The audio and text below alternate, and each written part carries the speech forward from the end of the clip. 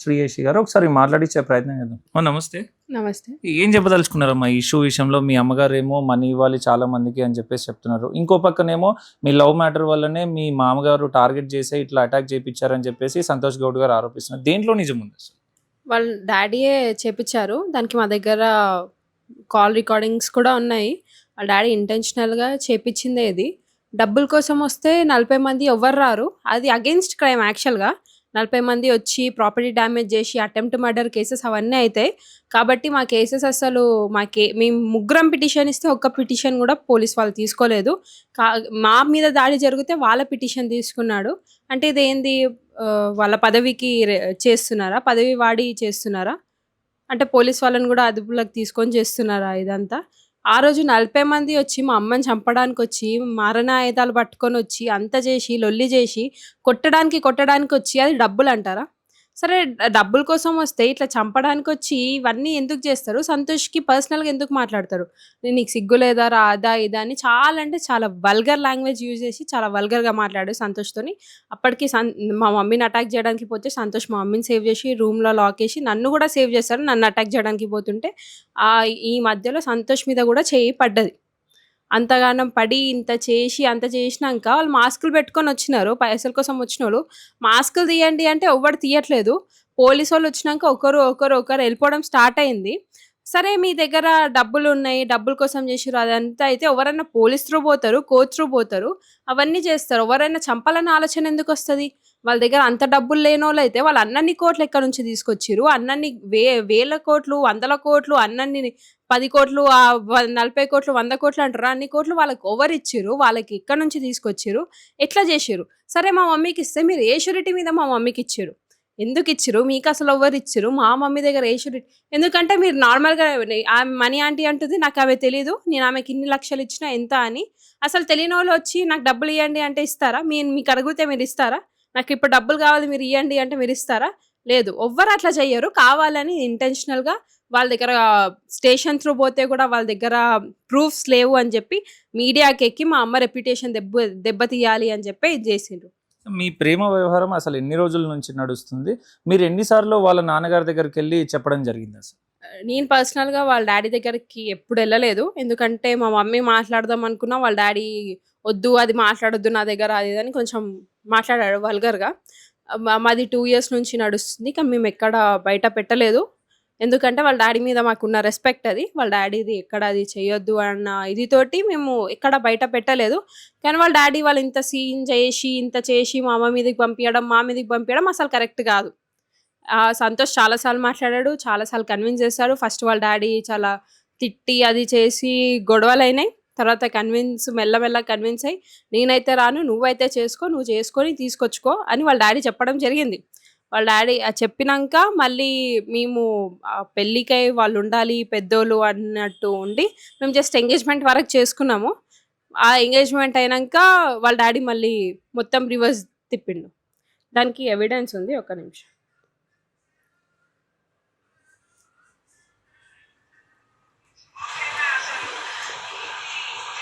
మొన్న 15 రోజుల కింద వచ్చినాక నేను మా ఇంట్లో కూర్చుంటే పిలిచి చెప్పినాం మేము.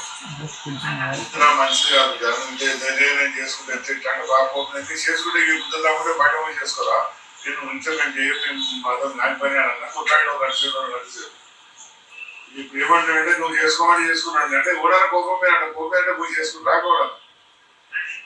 నువ్వు చేసుకోవాలో పోయి చేసుకున్నాను అంటే ఉండడాకనే వాళ్ళు పోయి ఉండు ఇక్కడ రావు మా ఇంటే ముందు ఇంకా బాగాలేదు వాడు ఇది అలా అయ్యేదానికి దానికి ఏమైనా శిక్ష కావాలట ఇంత తీసుకుంటే కానీ అనుకుంటాను కదా. చూడండి ఎంత వల్గర్‌గా మాట్లాడుతున్నాడు. దానికి ఏదైనా ఉండాలి. ఇంకొక రికార్డింగ్ ఉంది. మనీ అని చేస్తుంది కదా ఆమెతో మాట్లాడిన రికార్డింగ్.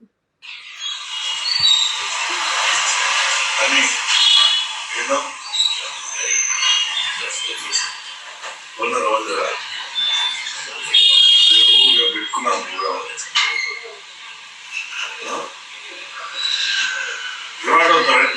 ఏమంటారు పొయ్యాలా నేను ఉంటారు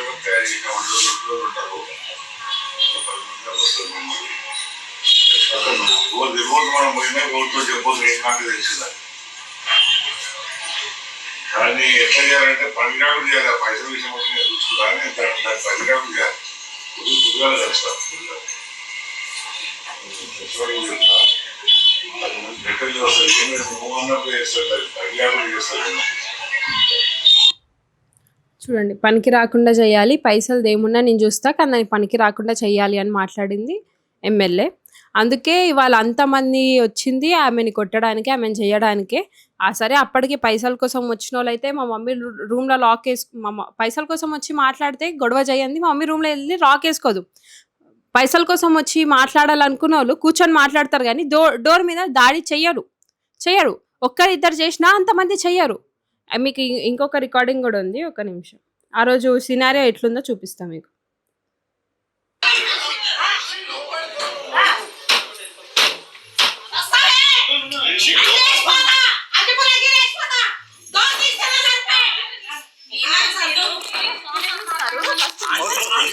మా అన్న వీడియో తీస్తున్నాడని చెప్పి అన్న రూమ్లోకి తీసుకెళ్ళి కొట్టారు. ఈ వీడియో అందుకే ఇక్కడ ఆగిపోయింది, చూడండి.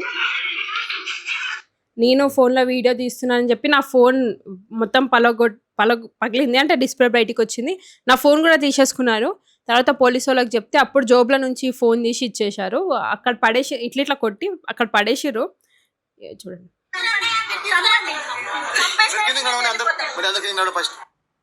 చంపేసేయండి వెళ్ళిపోతాం అని అంటున్నారు. మళ్ళీ పైసల కోసం వచ్చిన వాళ్ళు చంపాలని ఎందుకు అనుకుంటారు? సరే వాళ్ళు చంపాలనుకున్నా వాళ్ళకి పైసలు ఇచ్చేటోళ్ళు ఉండాలి కదా. మా దగ్గర లాయర్ పెట్టుకోవడానికి లేదంటున్నారు, ఏమీ లేదంటారు, చాలా పేదోళ్ళు అంటారు. పేదోళ్ళకి అన్ని పైసలు ఎక్కడి నుంచి వచ్చినాయి? పేదోళ్ళకి పైసలు కావాలంటే మా మమ్మీ ఇవ్వాలి, చంపేస్తే వాళ్ళకి పైసలు వస్తాయా? అంటే చంపడానికి వాళ్ళు ఎవరు పైసలు ఇస్తున్నారు? వాళ్ళు చంపడానికి మనుషులను పెట్టుకోవడానికి వాళ్ళకి పైసలు ఉన్నాయా? ఏంది ఇది అంతా కావాల్సుకొని రెప్యుటేషన్ కొద్ది చెయ్యాలి అని చెప్పి మీడియాకి వచ్చి ఎక్కారంతే. ఇప్పుడు అది కూడా ఏం వర్కౌట్ అవ్వట్లేదు, వాళ్ళకి అగేన్స్ట్గా కేసు అని మా మమ్మీ మీద SC/ST కేసు వేశారు. మా మమ్మీ వచ్చినప్పుడు స్టార్టింగ్లో లోపలికి వెళ్తే మళ్ళీ పోలీసులు వచ్చే వరకు మా మమ్మీ బయటికి రాలేదు. నేను పోయి అమ్మ పోలీసులు వచ్చిరు అని డోర్ కొట్టి తీస్తే అప్పుడు మా మమ్మీ బయటికి వచ్చింది. అప్పటి వరకు మా అంతమంది జనాలు 40 మందిలో మా మమ్మీ ఒక్కొక్కరిని వెతుక్కుంటా పోయి నువ్వు ఎస్సీయా, నువ్వు ఎస్టీయా, నువ్వు ఎస్సీయా, నువ్వు ఎస్టీయా అని వెళ్ళి మాట్లాడి నువ్వు అది ఇది అని మా మమ్మీ ఎందుకు అంటది? మా మమ్మీకి అప్పుడు ఫస్ట్ సర్వైవ్ అవ్వాలని ఇన్స్టిక్ట్ ఉంటుంది. అంతమంది మీదకి వస్తున్నాం మనం బతకాలని ఉంటుంది, కానీ రెచ్చగొట్టి గొడవ పడదామని ఎవరికి ఉండదు. మా మమ్మీ ఎందుకు మా వాళ్ళు SC/ST అని అక్కడ అసలు ఎవరు ఎస్సీ ఎవరు ఎస్టీ అని మా మమ్మీకి ఎట్లా తెలుస్తుంది? మనీ ఆంటీతో ఒక్కతో సంబంధం ఉన్నప్పుడు మనీ ఆంటీ ఒక్కరు రావాలి, అందరినీ తీసుకొచ్చి కాల్చుకొని యాక్టింగ్ చేసి అంతా చేసి వాళ్ళు ఇదంతా చేసి మీడియాకి ఎక్కించి మా అమ్మ రెప్యుటేషన్ పోవాలి అది చేయాలని కావాల్సుకొని చేస్తుంది. మీకు రికార్డింగ్స్ కూడా వినిపించాను. అందుకే వాళ్ళందరూ మాట్లాడుకుంటూ కూడా చెక్స్ చూపిస్తున్నారు, మా దగ్గర అగ్రిమెంట్స్ ఉన్నాయి, రియల్ ఎస్టేట్ అని చెప్పేసి ఫ్లాట్స్ ఇస్తామని చెప్పేసి కూడా మమ్మల్ని నమ్మించి డబ్బులు తీసుకుని తర్వాత మేము ఫోన్లు చేసినా ఏం చేసినా ఇంటికి పోయినా కానీ కలవలేదు ఇవ్వలేదు డబ్బులు అని వాళ్ళు ఆలోపిస్తున్నారు. ఈ ఇంటికి వచ్చినప్పుడు కలవకుండా ఎట్లుంటుంది? మా మమ్మీ బిజీ ఉంటే కలవకుండా ఉంటుంది, కానీ ఊరికేనే కలవనంటూ ఎందుకు ఉంటుంది? ఇంట్లో ఉన్నప్పుడు ఎవరైనా పక్కా కలుస్తారు, అది వాస్తవమే. ఈ రియల్ ఎస్టేట్ అది ఇది అన్ని అబద్ధాలు. ఆ రోజు వచ్చిన రోజు కూడా మాకు కొన్ని చెక్స్ మిస్ అయినాయి. ఆ చెక్స్ తీసుకెళ్ళి పంచుకుంటున్నారో ఏం చేస్తున్నారో మాకైతే తెలీదు. అందులో ఇవ్వాల్సింది మనీ ఆంటీకి ఒక్క ఆమెకి, అది కూడా అక్టోబర్ వరకు మాకు టైం ఉంది, అక్టోబర్ ముందే కావాల్సుకొని వీళ్ళ డాడీ చెప్పిండని వచ్చి ఆంటీ ఇట్లా దాడి చేసింది. మిగతా ఎవ్వరితోని మాకు సంబంధము లేదు. ఫైనల్ గా ఏం చెప్తారు ఈ ఇష్యూలో? ఒకవైపు మీ ప్రేమ వ్యవహారం, ఇంకోవైపు మీ అమ్మగారి కేసు. ఇప్పుడు మీ అమ్మగారు రిమాండ్ లో కూడా ఉన్నారు 14 days. అసలు ఎట్లా కొట్లాడదాం అనుకుంటున్నారు? ఏం స్టెప్ తీసుకోబోదాం అనుకుంటున్నారు నెక్స్ట్? మేము కోర్ట్ ద్వారానే పోదాం అనుకుంటాం. ఎందుకంటే మేము కేసు ఇస్తే కూడా పిఎస్లో తీసుకోవట్లేదు.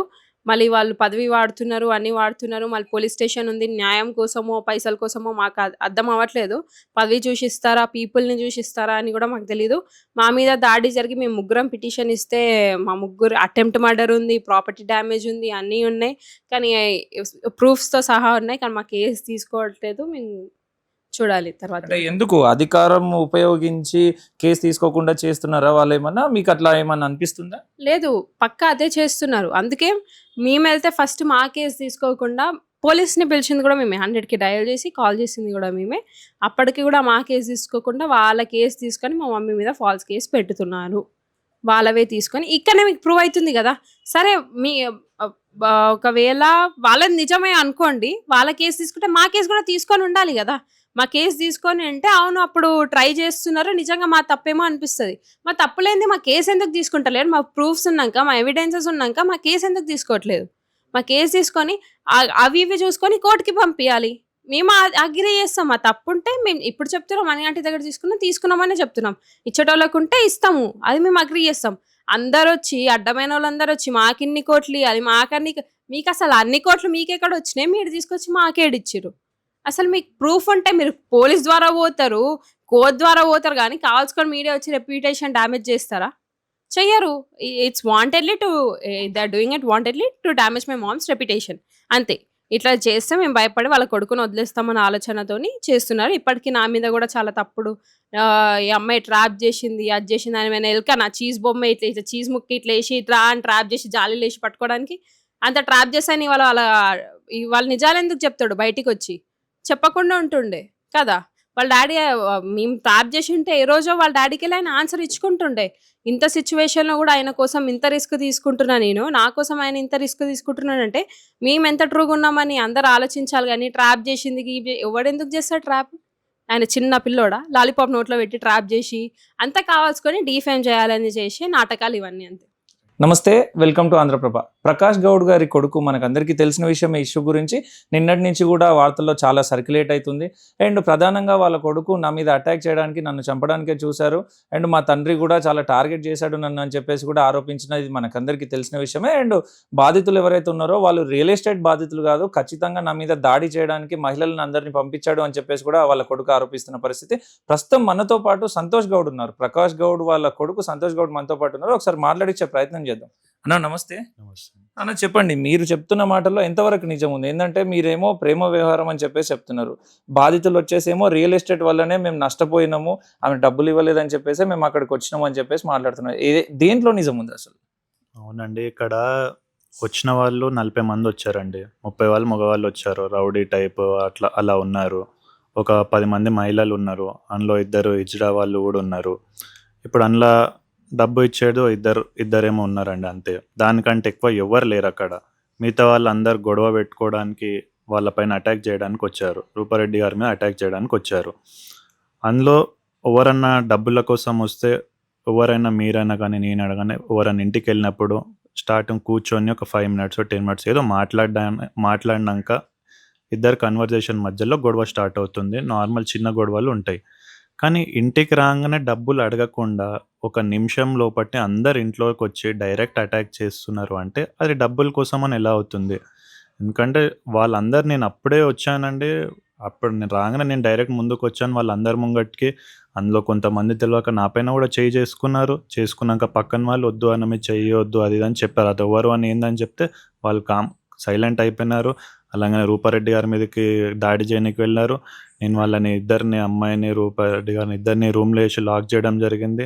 దాని తర్వాత వాళ్ళందరూ నా పైకి వచ్చారు, కానీ నా మీద వేసుకోరని నాకు తెలుసు. అందుకే మెయిన్ ఏంటంటే వాళ్ళని ప్రొటెక్ట్ చేయాలి. దాడి చేయడానికి వాళ్ళ మీద దాడి చేయడానికి వచ్చారు. వాళ్ళని ప్రొటెక్ట్ చేసాడు నేను ఇంపార్టెంట్. నేను వాళ్ళని ప్రొటెక్ట్ చేశాను. వాళ్ళతోటి నేను కొట్లాడుకుంటాను ఓన్లీ మాటలతోనే అయింది. ఇంకా వాళ్ళు ఎవరు డబ్బుల కోసం అడగలేదు వచ్చి. డబ్బులు ఎవరైతే తీసుకున్నారో వాళ్ళు డబ్బుల కోసం అడుగుతున్నారు. మేము వాస్తవం చెప్తామండి, ఏం దాచి అబద్ధాలు చెప్పాం అవసరం మాకు కూడా లేదు. డబ్బుల కోసం వచ్చింది ఇద్దరు, వాళ్ళు డబ్బుల కోసం అడుగుతున్నారు. మిగతా వాళ్ళు అందరూ వచ్చి నన్ను పర్సనల్ అబ్యూస్, చాలా లేడీస్ వల్గర్ అంటే వల్గర్ అని నేను చెప్పలేను. మీడియాలో అంత గలీజ్గా నన్ను పర్సనల్ అబ్యూస్ చేస్తున్నారు వచ్చి తిట్టి. నేను చెప్పాను, మీరు డబ్బుల కోసం వచ్చిన అంటున్నారు, మళ్ళీ నా గురించి ఎందుకు మాట్లాడుతున్నారు? మీరు డబ్బులు మాట్లాడవచ్చు అంటే దానికి వాళ్ళ దగ్గర ఆన్సర్ లేదు. వాళ్ళు ఏదేదో తీసుకొచ్చారు, డోర్లు పగలగొట్టారు, అవన్నీ మీరు వీడియోస్ ఫొటోస్ తీసుకొని, ఇప్పుడు కూడా అక్కడనే ఉన్నాయి వాళ్ళు చేసిందంతా. అవన్నీ మీరు ఫొటోస్ వీడియోస్ తీసుకొని వెళ్ళొచ్చు. అంతే తప్ప ఇక్కడ వేరే వాళ్ళు డబ్బులు అది అంటే ఇచ్చేది ఉందనేది చెప్తున్నాం. వాస్తవం ఏముంది, కొందరు ఉన్నారు అందులో ఇద్దరు వాళ్ళకి ఇచ్చేది ఉంది. కానీ ఇప్పుడు ఎవరెవరో తెలియని వాళ్ళతోటి కాల్స్ చేపించి వాళ్ళ ఫ్రెండ్స్ని వేరే వాళ్ళకి డబ్బులు ఇచ్చి పిలిపించి అందరితోటి కంప్లైంట్ ఇచ్చి అక్కడ మాకివ్వాలి అని ఎవరెవరో వస్తున్నారు. వాళ్ళ ఫేస్ కూడా ఫస్ట్ టైం చూస్తున్నాము. అసలు వాళ్ళు ఎవరో తెలియదు. అట్లాంటి వాళ్ళు వచ్చి ఇవాళ మాకు డబ్బులు ఇవ్వాలంటే ఎవరికి ఇస్తారు, ఎందుకు ఇస్తారు? మీరు 1000 కోట్లు చెప్తున్నారు, కోట్ల పైన చెప్తున్నారు ప్రతి ఫిగర్. వాళ్ళేమో ఇవాళ మాకు కోర్టులో వెళ్ళి లాయర్కి పైసలు ఇచ్చుకునే సోమత లేదు, మేము ఎట్లా పోతాం అంటున్నారు. మరి మీకు లాయర్ దగ్గర డబ్బులు ఇవ్వడానికి పైసలు లేని వాళ్ళు మీరు కోట్ల రూపాయలు ఎక్కడి నుంచి ఇచ్చినారండి? అది కూడా మీకు ఉంటుంది కదా, క్వశ్చన్ చేయాలి కదా. అది ఎందుకంటే లాయర్‌కి ఎంత ఇస్తారండి? ఆ అమౌంట్ మీ దగ్గర లేదంటున్నారు. కానీ మీరు కోట్ల రూపాయలు అప్పిచ్చే అమౌంట్ మీ దగ్గర ఉందంటున్నారు. ఎట్లా పాసిబుల్ ఏంది అసలది? కానీ బాధితులే కొన్ని చెక్స్ చూపిస్తూ రూపారెడ్డి గారు మాకు ఈ చెక్స్ ఇచ్చినారు. 20,00,000, 30,00,000 మాకు ఇచ్చేదుంది. ఆ చెక్ ప్రెజెంట్ చేసుకోండి అమౌంట్ వస్తదని చెప్పేసి చెక్ ఇవ్వడం జరిగిందని కూడా చెక్స్ చూపిస్తూ మాట్లాడుతున్న పరిస్థితి కదా! అదే అండి. కొందరికి చెక్స్ ఇచ్చింది. ఇవ్వలే అంటలేరు. ఇంకొన్ని ఏమైందంటే మొన్న దాడి జరిగినప్పుడు చెక్స్ ఉండే అండి. ఆ బీరువా గూడా పలగొట్టారు. ఆ చెక్స్ అక్కడ పడున్నాయి కొన్ని. అట్లనే మేము తీసి సైడ్ పెట్టాము. అందులోకెళ్ళి కొన్ని చెక్స్ ఎత్తుకపోయినారు. సైన్ చేసున్నాయి అవన్నీ. అలా కొన్ని చెక్స్ వాళ్ళ ఇంట్లో నుంచి ఎత్తుకపోయినారు. కొందరికి ఎవరికైతే ఇచ్చేదుంది వాళ్ళకుంది. ఒకవేళ చెక్స్ ఇచ్చినా అన్నప్పుడు వాళ్ళు చెక్ బౌన్స్ కేసు బ్యాంక్‌లో ఏసుకోవచ్చు కదా! చెక్ బౌన్స్ అవుతది. కోర్ట్‌ని ఆశ్రయించొచ్చు వాళ్ళు. చెక్ బౌన్స్ అయింది మాకు అని కంప్లెయింట్ ఇయ్యొచ్చు. కంప్లెయింట్ ఇస్తే రిమైండ్ చేస్తారు కదా! ఎందుకు చెక్ బౌన్స్ అయింది? కోర్ట్ ఎందుకుందండి? మీకు అంతమంది దగ్గర చెక్స్ ఉన్నప్పుడు అందరికి చెక్ బౌన్స్ చేయండి. చెక్ బౌన్స్ చేస్తే లోపట ఎంక్వైరీ అవుతది. ఏమవుతది అవన్నీ ఉంది కదండీ! ఇప్పుడు వచ్చి ఇంతమంది దాడి చేసిర్రు అంటే వాళ్ళకి డబ్బులు అవసరం లేదు కదా! డబ్బులు అవసరం ఉన్న వాళ్ళు ఎవరు దాడి చేస్తే ఇప్పుడు మీకు ఒకరు డబ్బులు ఇచ్చేదుందండి. ఇచ్చినప్పుడు మీరు ఏం చేస్తారు? కొడితే మీకు డబ్బులొస్తాయా అండి? రావు. మీరప్పుడు ఏం చేస్తారు? రిక్వెస్ట్ చేసుకుంటారు. ఏదో ఒక మాట అయితది. అంతే అయితది గానీ ఇవాళ మీరొచ్చి దాడి చేసిర్రంటే మీకు అమౌంట్ సెటిల్ అయిపోయినట్టుంది బయటి నుంచి. మీకు అందుకే వాళ్ళొచ్చి మీరు దాడి చేయడానికి గూడా మీరు రెడీగున్నారు. రైట్. ఇందాక మీరు మాట్లాడుతూ వాళ్ళు నా మీద దాడి చేయరు అని నాకు తెలుసు అని చెప్పేసి మీరు ఒక మాట మాట్లాడడం జరిగింది. వాళ్ళనే ఎందుకు టార్గెట్ చేసినారు? మీ మీద దాడి చేయరు అనే ధీమా మీకెందుకొచ్చిందసలు? అవునండి. ఎందుకంటే నా పైన దాడి చేసిర్రు అనేది ఎక్కడన్నా బయట వస్తే ఏముంటదండి? ఒక ఒక స్టేజ్‌లో ఉన్న అతను కొడుకుని చెయ్యేశారు అంటే పరువు వదిలిపోతుందండి. అలాంటిదొకటి ఇప్పుడు నేనొచ్చి నా మీద చెయ్యేసినా, నన్ను కొట్టేసినారు ఇంతమంది అంటే మీరు ఎవరైనా సరే ఏముంటదండి ఫస్ట్ ఎమ్మెల్యే గారు కొడుకు మీద చెయ్యేసిర్రు అని ప్రచారం అవుతది గానీ, ఇదంతా ఇష్యూ ఎక్కడ బయటికొస్తది? రాదు గదా! ఇప్పుడు నా మీద 10 మంది చెయ్యేసిండనుకోండి ఇంత పెద్ద ఇష్యూ అయింది. ఫస్ట్ ఏది బయటికొస్తదండి? నా మీద చెయ్యేసిందొస్తే ఈ టాపిక్ అంతా డైవర్ట్ అయిపోతది గదా! అలా అన్నప్పుడు నా పైన చెయ్యెట్లా ఏస్తారండి ఎవరైనా? రైట్. మీ మీ ప్రేమ వ్యవహారం ఎన్ని రోజుల నుంచి సాగుతుంది? మీ తండ్రి గారికి అసలు మీరు ఎన్ని సార్లు చెప్పినారు? అటు నుంచి రియాక్షన్ ఏముందసలు? మాది ఇప్పుడు 2 ఇయర్స్ నుంచి నడుస్తుందండి. 2 ఇయర్స్ నుంచి ఎప్పుడు ఎక్కడ ఒక థర్డ్ పర్సన్ గూడా తెలవదు. సీక్రెట్ రిలేషన్ ఉండే ఎవ్వరికి మా ఇద్దరికి తప్ప వాళ్ళ ఫ్యామిలీకి గానీ, మా ఫ్యామిలీకి గానీ ఎక్కడా తెలవదు. లాస్ట్ ఒక 3, 4 మంత్స్ నుంచి మా ఇంట్లో చెప్పడం జరిగింది. ఇంట్లో నడుస్తున్నాయి. కొంచెం మా మా వద్ద గొడవలయినాయి. అంటే పెద్ద గొడవలే నార్మల్ ఎవ్రి ఫ్యామిలీలో ఉండే చిన్న గొడవలయినాయి ఇద్దరికి. అంతే తప్ప దానికంటే పెద్ద ఏం లేదు. అందులో గూడా స్టార్టింగ్‌లో యాక్సెప్ట్ చేయలేదు. తర్వాత కొంచెం 50, 50 ఉండే. తర్వాత కొంచెం పర్మిషన్స్ వచ్చినాయి. చేసుకోవచ్చు. సరే మీరు చేసుకోండి. నేను నేను నాకు కొంచెం ఇష్టం లేదు గదా! నేను మీ ముంగట ఉండి చేయలేను. మీకు ఇష్టం ఉంటే మీరు చేసుకొని ఇంటికి రావచ్చు అన్నట్టు నాకు కొన్ని పర్మిషన్స్ వచ్చాయండి. పర్మిషన్ ఇచ్చినారు గాబట్టే ఇవాళ నేను సరే అని ఎంగేజ్‌మెంట్ చేసుకున్నాం. ఏదో దొంగలాగా చేసిందేం లేదు. ప్రతి ఒక్కటి వాళ్ళకి తెలుసు. నేనిక్కడ వీళ్ళు ఎప్పటినుంచైతే వాళ్ళకి ఓపెన్ చేశామో రిలేషన్ అనేది అప్పటినుంచి నేను వీళ్ళ ఇంటికొచ్చేది తెలుసు. వీళ్ళ దగ్గర ఉంటుంది తెలుసు. వీళ్ళెవరు అన్నీ తెలుసండి. దాంట్లో ఎక్కడ మేము దాచిందేం లేదు. ఏదో దొంగ లేక మేము రాత్రి ఎళ్ళిపోయి చేసుకుంది లేదు. నేనెప్పటినుంచైతే వాళ్ళకి చెప్పానో దానికంటే ముందు నుంచి వీళ్ళ ఇంటికొస్తున్నది తెలుసు. చెప్పినంక గూడా ఇక్కడ ఉంటుంది. కొన్ని రోజులు స్టే చేసింది తెలుసు. ప్రతి ఒక్కటి తెలుసండి. రైట్. ఏదైతే మీ రిలేషన్‌షిప్ ఉందో అది మీ ఇంట్లో చెప్పానని చెప్పేసి చెప్పినారు. చెప్పంగానే అసలు ఎందుకు ఆయన 50, 50 ఛాన్సెస్ ఉన్నాయి. నేను 50% ఒప్పుకుంటాను. లేకపోతే నాకిష్టం లేదు అని చెప్పడానికి మెయిన్ రీజన్స్ మీకేమైనా చెప్పడం జరిగిందా? రీజన్స్ అంటే ఉంటది గదండీ. ఏ ఫ్యామిలీలోనైనా చెప్పగానే ఏదో ఒకటి ఉంటది గానీ ప్రతి దాంట్లో ఇప్పుడు హ్మ్, కొంచెం ఒక హోదాలో ఉన్నప్పుడు ఎవరికన్నా ఉంటది. హోదా అనే గాదండి ఏ ఫ్యామిలీలో అయినా చిన్న ఫ్యామిలీ గానియండి, పెద్ద ఫ్యామిలీ గాని ప్రతి ఇంట్లో ఉంటది గదా! అంటే మా ఇష్టంతోటున్నది చేసుకోవాలనేది ఎవరికైనా ఎవరింట్లో అయినా ఉంటది. దాంట్లో తప్పు లేదు. కానీ ఒప్పించుకోవడము, ఫైట్ జేసేది పేరెంట్స్ తోటి పిల్లలు అనేది అది కామన్ థింగ్ గదండీ. అలా ఉండే అంతే తప్ప ఇంకా అదేం లేదు వేరు. రైట్. నిన్న మీ తండ్రి గారు మాట్లాడుతూ లైవ్ కాల్‌లో ఒక ఛానెల్‌లో లైవ్ కాల్‌లో మాట్లాడుతూ మీ కొడుకు ఇష్యూ ఇట్లా జరిగింది కదా! అని చెప్పేసి మాట్లాడితే వాడి గురించి నేను మాట్లాడను లేదా ఆ ఇష్యూ గురించి మాట్లాడను అన్నట్టు మాట్లాడినారు. కన్న తండ్రి స్పందన అట్లా ఉంటే మీకేమనిపించిందసలు? అనిపించడం నాకేం లేదండి. అనిపించడంలో ఏం లేదు. ఎందుకంటే నేనెక్కడ ఏం తప్పు చేయలేదండి. ఏం దాచిపెట్టి వాళ్ళ దగ్గర దాచిపెట్టలేం గదండీ.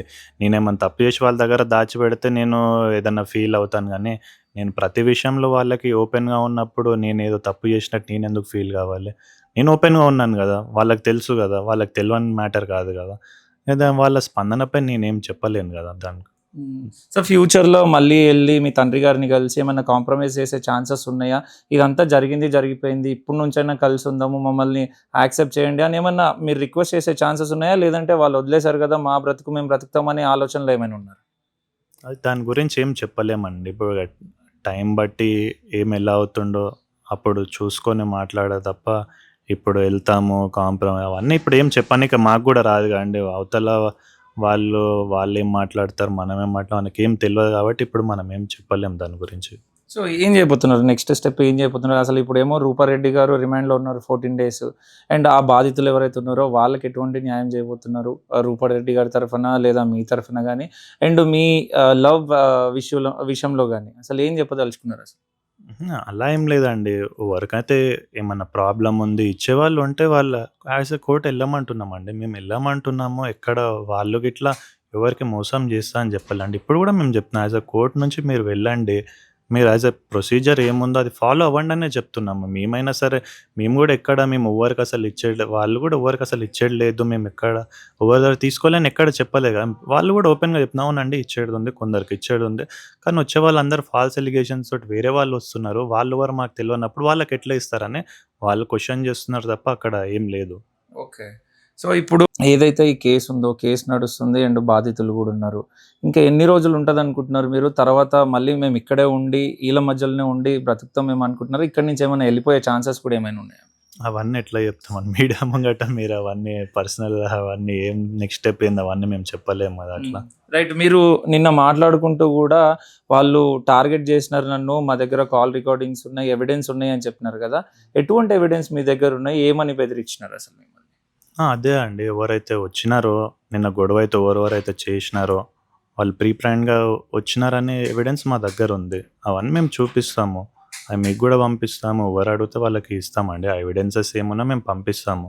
ఎందుకంటే మాకు కొంచెం ముందుగానే అప్డేట్ ఉండే కాబట్టి మాకు అప్డేట్స్ దొరికినాయి. వేరే త్రూ మాకు అప్డేట్స్ దొరికినాయి కాబట్టి మేము ఎంత కాన్ఫిడెంట్‌గా వాళ్ళు వచ్చి చేసినారని చెప్తున్నాం గానీ, మేమేదో వాళ్ళపైన నిందేయాలని ఎక్కడ చెప్పట్లే కదా. మా దగ్గర ఉంది కాబట్టి మేమేదో ఫేక్ ఎలిగేషన్స్ చేస్తే మా మాట ఎవరు వింటారండి. మేము ప్రూఫ్ లేనిది కూడా ఇట్లా ఇంత వచ్చి ఇట్లా మాట్లాడే అంత లేదు కదా మాకు. ఏదైతే దాడి జరిగిందో ఆ దాడి సందర్భంలో రూపారెడ్డి గారు కూడా అన్పార్లమెంట్ లాంగ్వేజ్ వాడినారు, చాలా దారుణంగా తిట్టినారు మహిళలను అని చెప్పేసి కూడా వాళ్ళందరూ మీడియా ముఖంగా మాట్లాడిన పరిస్థితి. అవునండి. గొడవ స్టార్ట్ అయింది 1 minute. 1 minute నేను తనని లోపట లాక్ చేశాను. రూమ్ లోపటేసి 45 minutes 1 hour ఒక్కడినే ఉన్నాను బయట. పోలీస్ వాళ్ళు వచ్చినారు. అయిపోయింది. ఇంకా వాళ్ళని తిట్టే ఛాన్స్ ఎక్కడుందండి? అది మీరే చెప్పండి. ఒక డోర్ లోపట లాక్ చేశాను. వాళ్ళందరూ నా ముంగట ఉన్నారు 40 members. తనకు తిట్టే ఛాన్స్ ఎక్కడి నుంచి ఉందండి వాళ్ళని చెప్పండి. వాళ్ళు డోర్ పైన దాడి చేస్తున్నారు అందరు పగలగొట్టడానికి. ఇంకా ఆమెకి తిట్టనీకి ఛాన్స్ ఎక్కడి నుంచి ఉంది? తిట్టిన ప్రూఫ్ ఎక్కడుంది? వాళ్ళే మాట్లాడుతూ అట్లా ఇట్లా అని తిట్టిన అంటే నేను మీడియా ముఖంగా చెప్పకూడదు నేను కూడా. సో చాలా అబ్యూస్డ్ లాంగ్వేజ్ వాడినారు, చాలా దారుణంగా మాట్లాడినారు. దాన్ని ఏమంటారు, మహిళల్ని అని కూడా చూడకుండా చాలా దారుణంగా తిట్టినారు అని చెప్పేసి కూడా వాళ్ళు ఆరోపిస్తున్నారు. అదే అండి. అది ప్రూవ్ చేయమనండి. వాళ్ళు తిట్టినా అంటున్నారు. అవి ఏమన్నా ఉంటే వాళ్ళ దగ్గర ప్రూవ్ చేయమనండి. వాళ్ళ ఫేస్ ఇప్పుడు మీ ముంగట వచ్చి ఇట్లా ఫేస్ పైన మేము తిట్టిందా చూపించమనండి. చూపించి ప్రొసీడ్ కమ్మండి ముందుకు. అదే చెప్తున్నాం కదా. ఇప్పుడు కూడా మేము అదే అంటున్నాము. చెయ్యలేదు అని ఎక్కడ అంటలేమండి. ప్రతి దాంట్లో మీ దగ్గర మిమ్మల్ని అంటే మీరు చూపియండి, ముందుకు వెళ్ళండి అనే చెప్తుంది. రైట్. ఫైనల్గా ఏం చెప్తారు సంతోష్ గౌడ్ గారు మీ లవ్ మ్యాటర్లో కానీ లేదా రూపారెడ్డి గారి మనీ మ్యాటర్లో కానీ చెప్పాలంటే ఏం చెప్తారు మీడియా ముఖంగా? చెప్పడానికి ఏం లేదండి. ఏదైనా లీగల్గా వెళ్ళమంటున్నాము. వాళ్ళది కానీ లీగల్గా వెళ్ళమంటున్నాము. మాది కానీ మేము పర్సనల్గా ఏమున్నా మాట్లాడుకుంటామని అంటున్నాం. ఇప్పటివరకు మాట్లాడినాము. ఎక్కడ మాట్లాడలేదు అనేదే లేదు. ప్రతి దగ్గర మేము మాట్లాడినాము. అన్నీ మ్యూచువల్గానే ముందు ఫేస్ టు ఫేస్ మాట్లాడుకుంటూనే జరిగినాయి ఇప్పటి వరకు. ఇక్కడ ఏది దాచిపెట్టి జరిగింది అస్సలు ఒక్కటి కూడా లేదు. రైట్. Thank you.